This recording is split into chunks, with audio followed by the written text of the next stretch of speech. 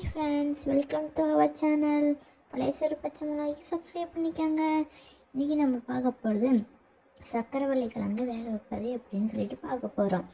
அது நான் மண்ணை எடுத்து அலசி வச்சுருக்கேன். வச்சுட்டு அதை ரெண்டாக கட் பண்ணி வச்சுட்டு அதில் ஒரு சட்டியில் தண்ணி எடுத்து வச்சுட்டு அது கிழங்கு எல்லா கிழங்கும் ஒவ்வொன்றா போட்டு பாருங்கள். முழுக்க அளவுக்கு தான் தண்ணி எடுத்துக்கணும், ரொம்பவும் எடுத்துக்கக்கூடாது. முழுகணும், இல்லாட்டி அது கம்மியாக இருக்கணும், அப்படி தான் எடுத்துக்கணும். இந்த மாதிரி கிழங்கெல்லாம் முழுக்கிற அளவுக்கு இல்லாட்டி அரைதுக்கு மட்டும் எடுத்து வச்சுட்டு அதுக்கப்புறம் தேவையான அளவு உப்பு சேர்த்துக்கணும். உப்பு சேர்த்ததுக்கப்புறம் நான் இப்போ 1/2 டீஸ்பூன் சேர்த்துருக்கேன். எனக்கு அது பத்தாத மாதிரி இருந்துச்சுன்னா மறுபடியும் 1 டீஸ்பூன் சேர்க்குறேன். இப்போ அடுப்பு எடுத்து ஒரு பேனலில் வச்சு அந்த சட்டி வச்சிடறோம். வச்சதுக்கப்புறம் ஒரு மூடி போட்டு மூடிடுறோம்.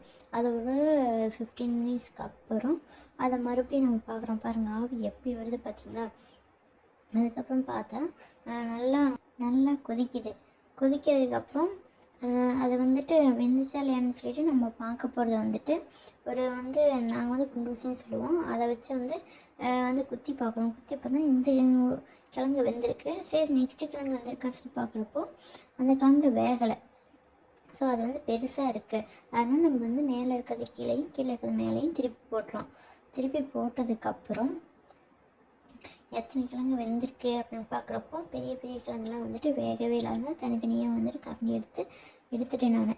மீதி 3 கிழங்கு தான் வேகாமல் இருந்தது. அந்த கிழங்கு இப்போ வடிகட்டப்படும். இப்போ வடிகட்டிட்டு பார்க்க ஆரம்பிக்கிறேன். இதை ஒரு பிளேட்டில் நான் மாற்றினதுக்கப்புறம் நான் எவ்வளோ சூப்பராக இருக்காங்க. ஆவி பறகுது, உங்களுக்கு தெரியுதான்னு தெரியல.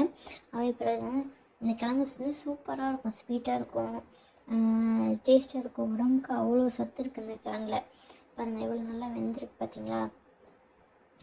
இந்த கிழங்குல அவ்வளோ சத்து இருக்குது. சப்ஸ்கிரைப் பண்ணிக்கோங்க, ஷேர் பண்ணிக்கோங்க, லைக் பண்ணிக்கோங்க.